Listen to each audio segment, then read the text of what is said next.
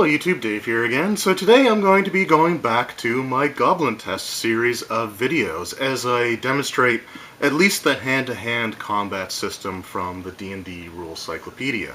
So the Goblin test, for anyone who's not familiar, it's basically a method to determine which edition had the hardiest fighters versus just a single standard Goblin. And they would fight these Goblins one-on-one.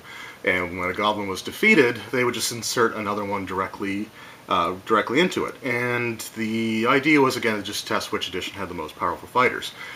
So I did that for first edition AD&D, second edition, which I also included my original rules for a second edition fighter, which were terrible, which led to the creation of like the Tar Markvar Invitational, which, if anyone's familiar with the Knights of the Dinner Table comic strip, and if you're not, you really should be, Tar Markvar was B.A. Felton's hopeless character that he would prattle on and on and on about. And the word bubbles were always great because we would talk about this time that Tar Markvar, and it would literally just say blah blah blah blah blah, and then like some really important word, and then blah blah blah blah blah. So I just loved that storyline, I love that idea, and it kind of blossomed because that character actually ended up doing quite well. It's actually one of the hardiest characters based off of just a single combat. So I did it as a series of 10 rounds and kind of went from there. And for me it was interesting because what I thought would be the weakest characters, which were, the AD&D fighters, and what I thought was going to be the strongest character, which was probably going to be the 5th or 4th edition characters, things got switched around a little bit. And one of the AD&D fighters, I think it was the 2nd edition AD&D fighter, was the second toughest, and the 3rd edition fighter was leaps and bounds of tougher than any of the others, getting these huge numbers of goblin kills based off of, again, just a standard goblin. And the 4th edition fighter against a regular goblin warrior, which was sort of like the soldier troop, actually did the worst. So it was kind of interesting. So today we're going to look at the Rule Cyclopedia with the fighter that I created yesterday, and we're going to see how he holds up. So I'll be doing one combat on camera, and then I'll do the other 10 off camera, or the other 9 off camera, just to see how well it does. Depending on time crunch, because I do have to go get children from school in a little bit, I don't know if I'm going to be able to have the results in this one, but if I don't, then I will post it on my Twitter page, because I really got to start using that for something. So the important thing that I really want to stress for this video is that this isn't a demonstration of the full combat system in the Rule Cyclopedia. And the reason for that is it's a single fighter against a single goblin. So all you're going to be seeing are the hand-to-hand combat rules. So the combat system in the Rule Cyclopedia, or the BECME D&D, the Meltzer D&D, some people call it basic D&D, which I used to do a lot. It really works so at the beginning of an encounter, a potential encounter, each side would roll surprise, which is something that the early versions of D&D did a lot of. And you'd roll a d6 each side, so not each individual person, just each side. And if the result was a 1 or a 2, then that side was surprised. So you could have a situation where the players are surprised, or the monsters are surprised, or they're both surprised, or none of them are surprised. Then you would do encounter distance, which you would roll a set of dice, and with this one it depends on the terrain, and then multiply it by a certain number to see how many feet away or yards away, depending on if you're in like open outdoors or in a dungeon setting. So once you do that, the way combat is handled is it breaks down into rounds, which I believe are 10 seconds long in this game instead of 6 seconds, and or a minute like it was in the AD&D games. And during that time, you would have each side basically declare what their actions are going to be. Now, the Dungeon Master doesn't have to declare necessarily what the monsters are going to do, but the Dungeon Master should at least be honest about it in terms of like not changing what the monsters do, because it's broken down into phases. So you would have, like with the players when they roll their initiative, which was a single d6, and whoever got the highest number goes first, unlike certain AD&D, like 2nd edition, where it's the lowest goes first. In this one, it's the highest. So you break it down into phases. So characters, you can like move, use a ranged attack, cast a spell, or engage in hand-to-hand combat. So if you're too far away and you have to move, that's your turn. And you do it during the movement phase, which is the first part of your turn, or your side's turn. The second part of your side's turn would be ranged attacks or thrown weapons, and that goes off. And then you have your spellcasting phase, in which spells are cast and resolved all at the same point in time, and then finally you have your hand-to-hand combat. So in the event of a tie, everything happens simultaneously, but it's not like other systems where simultaneous combat damage resolves after all the attacks and stuff are done. The way that this works is you still go by the phases. So if your spellcaster, for example, kills one of the monsters before the hand-to-hand combat phase, which is what they were engaged in, then that monster doesn't get to go. Again, unlike some of the other editions where, if it's simultaneous, then they would kind of both get their shots in before the damage happens. So it's kind of an interesting system, and I like it a lot better than the first edition AD&D system, which had, I think it was, what was it called, segments, which were kind of just really, really unusual and kind of difficult to wrap your head around, and ultimately I just didn't like them and wouldn't use them. But this one actually works really well, and this is a system where I think having initiative done by the individual sides actually works really well, just because, again, you have those phases, and if you get the ties, then each side gets to do those phases in that order. So anyway, today we're going to be looking at the hand-to-hand combat. So we're going to go back to the Tar Markvar Invitational, and we're going to see how our Rule Cyclopedia first level fighter holds up against a never-ending stream of goblins. Alright, so I've got my setup here. I just have the miniatures in the background just for a little bit of visual flair while I'm doing this. Of course, I've got my fighter character sheet from yesterday. So just to recap, we have an armor class of 4, which is good in this version of the game. 7 hit points, and we have, for our attacks, it gets +1 to hit, and does a d8 +1 damage. So the few things that I do know, for example, I looked up the goblin stats, which I'll show off here now. I'll just get that out of the way. So for the goblins, but this is all I had to write down for this particular combat. So goblins have an armor class of 6. They have random hit dice, so I will be rolling the hit points randomly for this video. And they get 1d8 -1. They also attack. They're going to be attacking with a short sword, which is what all the other goblins typically did in all the other previous versions of the game, or of the goblin test that I did, I should say. And so they need to roll a 15 or higher on the d20 in order to hit. And if they hit, they do a straight d6 damage. So by comparison, I think it was the second edition AD&D they needed to roll, I think it was a 16. And for the third edition fighter, I think I needed to roll like an 18 or something on the dice. It was a ridiculously high number. Excuse me. Excuse me. It was a ridiculously high number that that I needed to roll in order to hit that fighter, and that's why that one kind of survived for so long. And just with the basic damage and the hit points for the goblin, it was like a guaranteed one-hit kill. So there's going to be a little bit of variance in this one, which is always kind of cool. So we're just going to go right ahead here. So I'll use these dice with the yellow numbers for the goblin, and I will use these dice with the green numbers. Hopefully they look like they show up pretty good on the camera. The lighting's not super great today because it's another cloudy, overcast, kind of rainy-ish day, which we've been having a lot of here in Nova Scotia. So that's what we're going to go ahead with. So the first thing I want to do is roll the hit points for the first goblin, which is 1d8 -1. And I rolled a 6, so this goblin is going to be starting with 5 hit points. Alright, so we'll go to initiative now. So we got our d6s. So for the purposes of this, no one's going to be surprised, and the encounter is going to start in hand-to-hand combat range. Now, even though you can't move and attack or do other actions, if you're in hand-to-hand combat, the game does allow you to take a 5-foot worth of movement. You know, assuming that you're going to be kind of jockeying for position or trying to find the proper angle to attack at. I'm not going to be doing this for this video either. But just to let you know, the 5-foot step was something that you could actually do in this version of the game. So again, yellow for the goblin, green for our intrepid Ethan Jasan, And so the Goblin's actually going to get the first attack. So I rolled a 3 for the Goblin and only a 2 for Ethan. So the Goblin's going to roll with his short sword. He's going to attack. Now he can't kill Ethan this particular with one hit, since he's only doing a d6 and Ethan has 7 hit points. So first attack for the Goblin.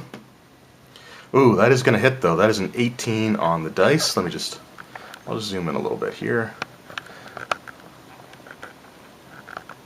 There we go.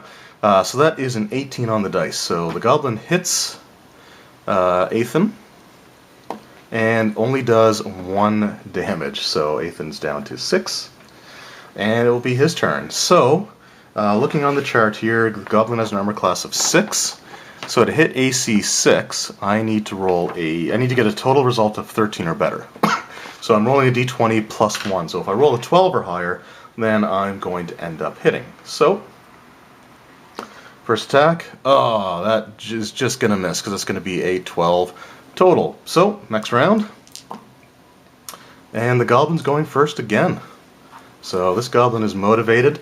So just, to make this a little bit more interesting, with the Tar Mark for our Invitational, these Goblins were captured. They were raiders that Tar's knights were able to bring in. And they get to fight for the freedom. So a Goblin who manages to down one of the fighters will be able to be set free. So that's why they're fighting. And that is just an 8 on the dice, so that will miss. Ethan in response. That is an 18, so it's a 19 total. That would actually hit armor class 0, so it's definitely going to hit armor class 6. So he gets a d8 plus 1. If I roll a 4 or higher, then that Goblin is dead. And that is a 6, so the first Goblin is down. So we'll just knock his miniature over, and we'll just slide some folks up here as they get in line. So the next Goblin is going to have 5 hit points as well. And initiative. Can Ethan finally go first? Nope, that is a 6 versus a 4. So the Goblin attacks. Ooh, that was a 16 on the dice, so that will hit. And he deals 2 points of damage. So they're chipping away at him. So the Goblins just kind of stick their swords and just kind of poke him a little bit, and starting to take its toll, though. There's only so many of these wounds you can take before it slows you down. So he's now down to 4 hit points.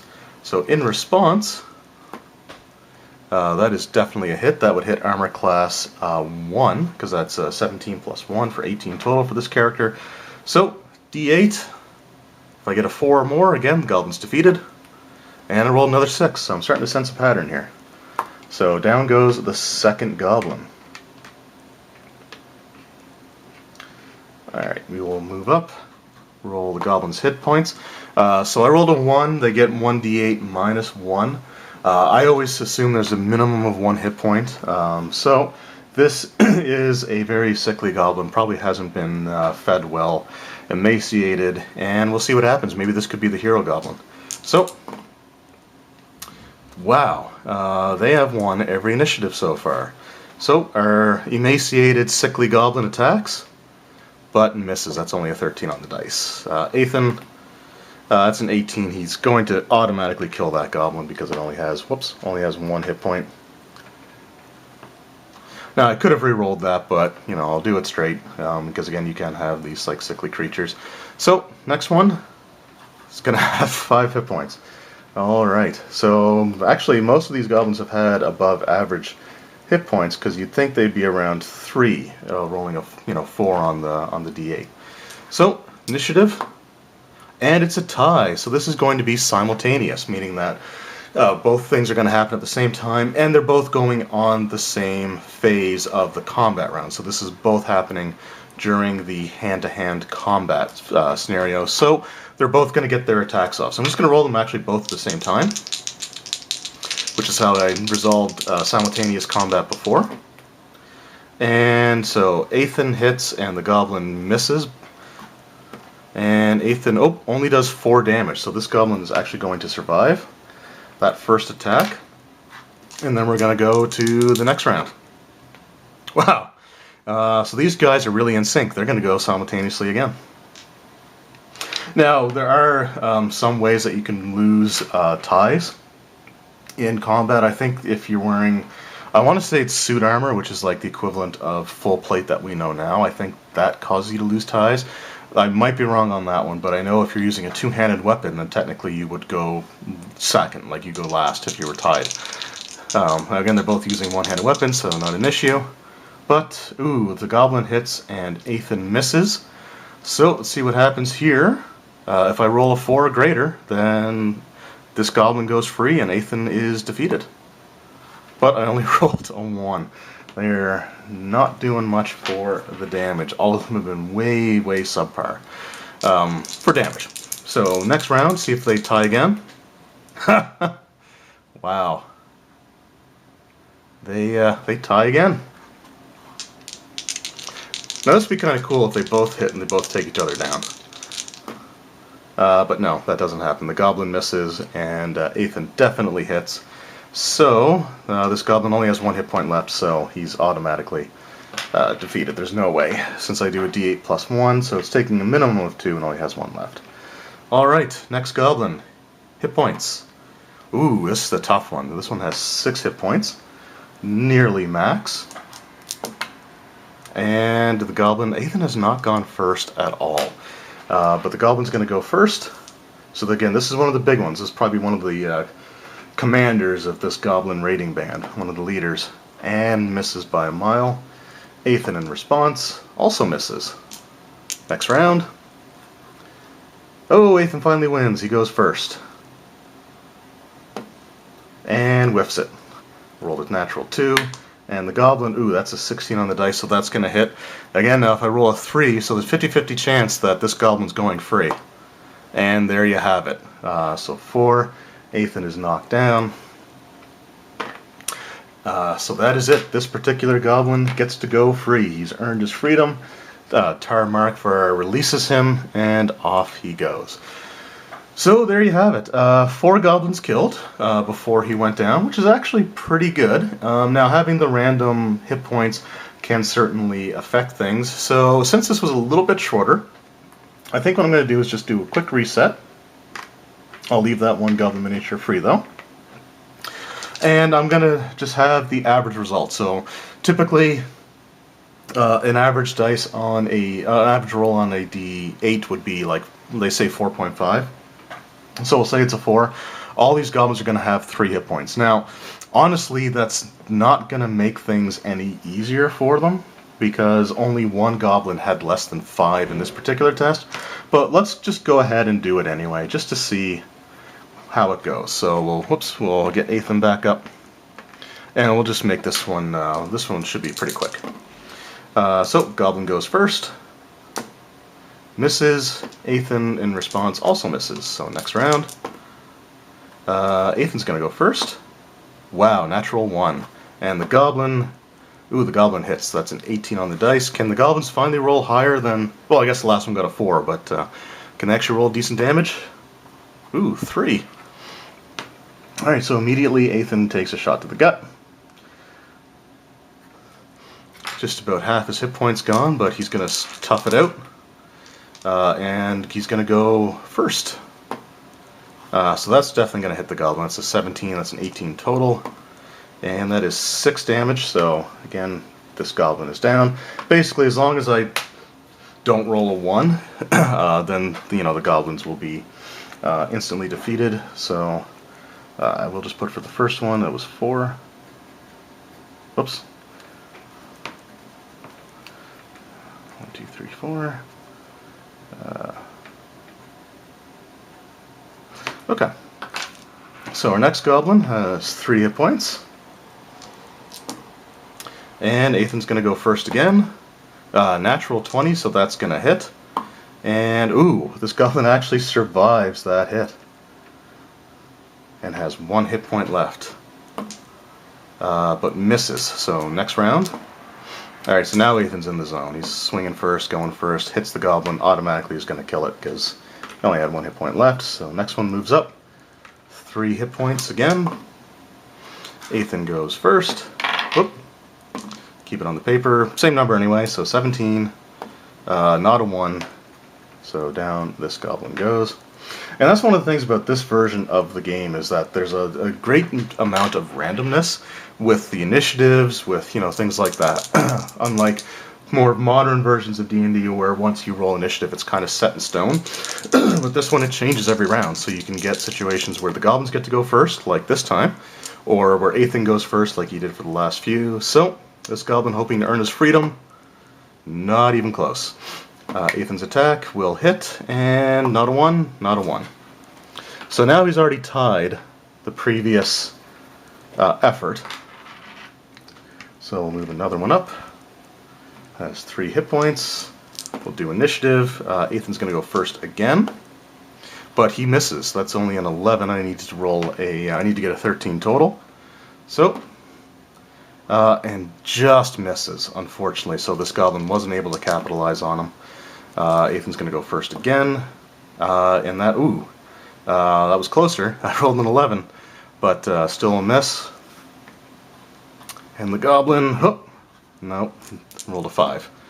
So Ethan's going to go first again, and jeez, another 10. The goblin, can he roll better than a 5? Ooh, that's a 17, so yes he can. And he's going to deal at 4 more. It's over. And it's over. So Ethan goes down again, and he actually tied. So I got 4 both times. So, like I said, I think what I'll do now is I'm actually going to count those 2. And I'm just going to do basically the rest of the combats, I think, off camera. So we've got 1, 2, 3, 4, 5, 6, 7, 8, 9, 10. And for the rest of it, what I'm going to do is actually going to give them probably the fixed hit points again. But I think I'm going to actually give them a fixed hit points of 4. Just because I was rolling consistently like 6s, and I mean that was bad, but like there's 7. Well, that one's not good either. But anyway, I think what I'm going to do is give them 4 hit points just to give them a slightly better chance of surviving. And I honestly wouldn't feel bad about giving goblins 4 hit points in this particular game. So anyway, so I'll do those off camera. I'll see what I have for time. Alright, so as it turns out I had plenty of time. I thought it was an hour later than it was, but everything's good. So, I did all 10 rounds, and from the 3rd round on, all the goblins had a fixed hit point value of 4. The fact of the matter is that most of them are still being killed by a single hit, and only about 4 or 5 goblins total throughout rounds 3, 4, 5, 6, 7, 8, 9, or 10. Actually survived getting hit. On the other side, Ethan took an average of 2 hits to drop down. There were a couple of fights where it took 3, but for the most part, it took him It took 2 hits against him to defeat him. So, what we have, of course, we had rounds 1 and 2, which had the first one was random hit points, and the second one was fixed hit point value of 3. We saw that 4 goblins were defeated in each of those. Round 3, which was the first round for them to have fixed hit points value of 4. 2 were killed, but then 5 were killed in the next round. And then 2 rounds in a row where there were only 1 goblin defeated, based off of some good dice rolling and things along those lines. Round 8 was 4 goblins, round 9 was 5 goblins, and round 10 again was just a singular goblin. It resulted in a grand total of 30 goblins being defeated over 10 rounds, which averaged to precisely 3 goblins per round, which isn't that bad, actually. It seems to be pretty close to, I think it was like the first edition AD&D fighter. So it's not bad. I mean, I suppose if I went to the average of 3, I might have, killed a couple of extra ones. Only because there were a few times where I did 3 damage to the goblin instead of, 2. But, again, I don't think that really skewed things really all that much, because I think there were only a couple of instances where I rolled a 1 on the damage dice for the fighter as it was. So we've got 3, which kind of puts it around the lower end of the pack, but sort of closer to the middle. And like I said, I think the 3rd edition fighter averaged over 6. I don't remember the exact results off the top of my head, and the result sheets that I had are long since gone. In fact, I seem to have misplaced most of those characters, unfortunately. So there you have it. So an average of 3 goblins for a single Rule Cyclopedia first level fighter with an armor, with chainmail, shield, and sword. So I think I will do one more of these videos at some point down the road. It's not going to be right away. It's not going to be tomorrow or anything like that. But I will do another one of these with the optimized character, which is going to have like the 18 strength, 16 constitution, and I guess the 13 dexterity, just to give it a bonus to the armor class, and purchasing the best equipment that they possibly can with their starting gold. So anyway, I hope you enjoyed this video, and again, this isn't really to test the overall lethality of this version of the game, but it's sort of a good indicator of how effective, a first level fighter can be, and that's really all that this is. At some point, I would love to do a test for a party of characters, and basically have it, each edition have a party of characters, and with that I would test how many rounds they survive, instead of necessarily the number of enemies defeated. But we'll see how that goes. It's something that I'm thinking of for the future. Anyway, hope you enjoyed this video, and again, this is just some harmless fun. It's not meant to bash the one system over another, or call one system more lenient or deadly or anything like that. It's just, like I said, just something for fun. So anyway, hope you guys enjoyed the video. We did set 10 goblins free today. Well, actually, we only set 8 goblins free today because in 2 instances, the deaths were actually simultaneous. So 8 goblins got to go free today at the hands of the benevolent Tarmarkvar. So I hope you guys enjoyed the video, and we'll see you next time. Take care. Funding for this channel is provided by my awesome supporters over on Patreon. So everyone who has donated to that, from the bottom of my heart, thank you very much. Even $1 a month helps immensely, and without your guys' support, this channel would not be possible. I want to provide special thanks to Kennedy S., David L., Will W., Michael L., The Twisted Tentacle Inn, and Roll Stats for their generous donations. Thank you again to everyone who's contributed, and all of you make this possible.